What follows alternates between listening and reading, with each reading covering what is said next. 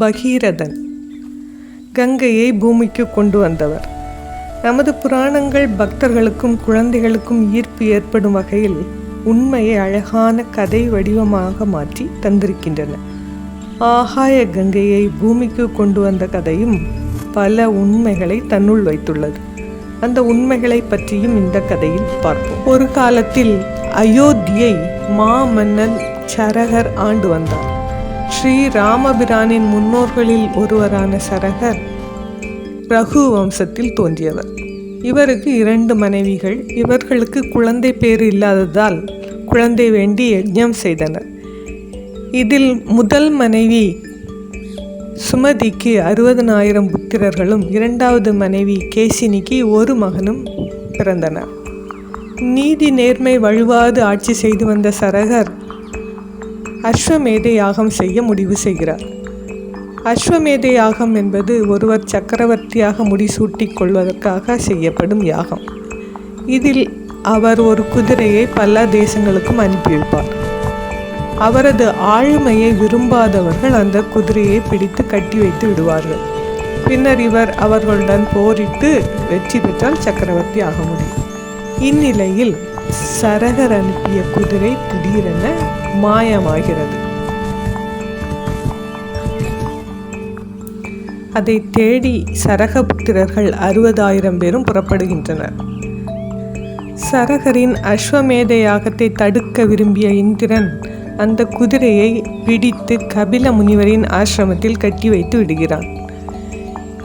இதை அறியாத சரகபுத்திரர்கள் அந்த குதிரையை தேடி வரும் பொழுது அது கபில முனிவரின் ஆசிரமத்தில் நிற்பதை பார்க்கின்றனர்.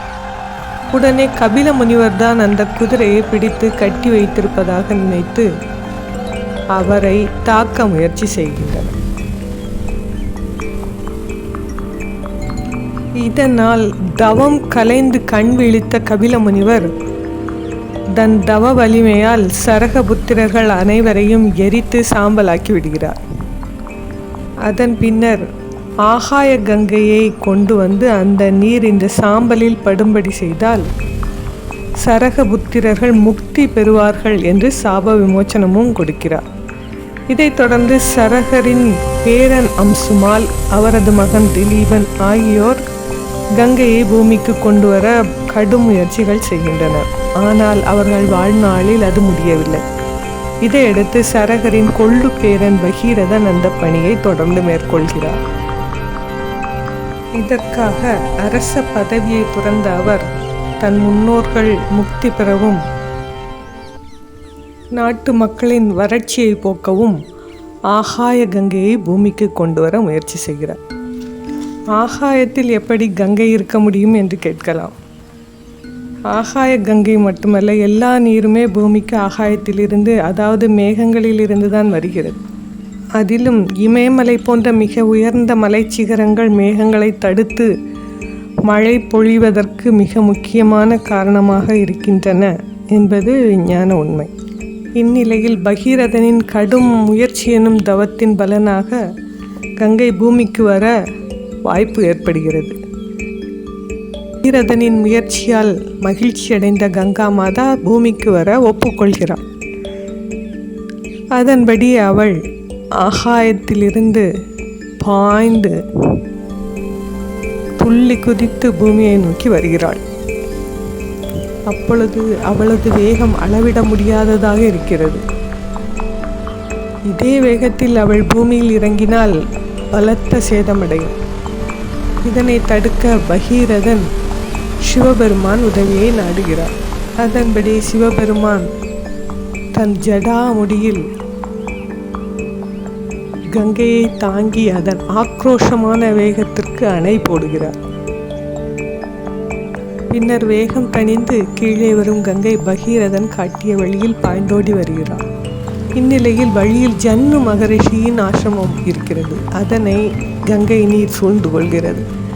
இதனால் ஆத்திரமடைந்த ஜன்னு மகரிஷி கங்கை நீரை கைகளால் அள்ளி குடித்து விடுகிறார்.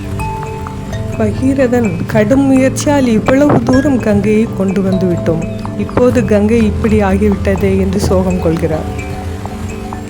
இதையடுத்து ஜன்னு முனிவரிடம் பகீரதன் வேண்டி கேட்டுக்கொள்கிறான் கங்கையை விடும்படி.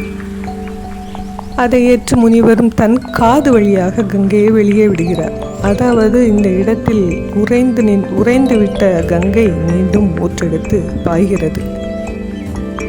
தொடர்ந்து பகீரதன் காட்டிய வழியில் வந்து சரகபுத்திரர்களின் சாம்பல்களை நனைத்து அவர்களுக்கு சாப விமோச்சனம் அளிக்கிறாள் கங்கை.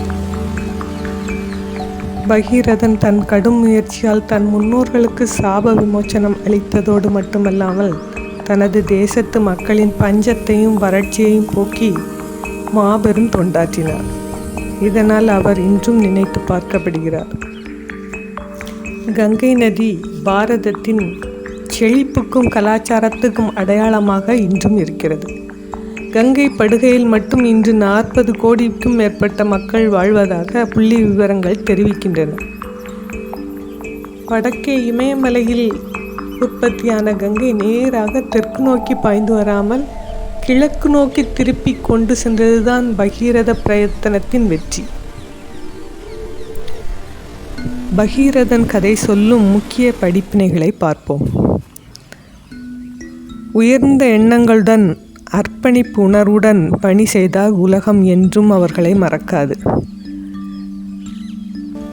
மிகச்சிறந்த சாதனைகளை படைக்க அர்ப்பணிப்பு உணர்வுடன் செயல்படுவது அவசியம்.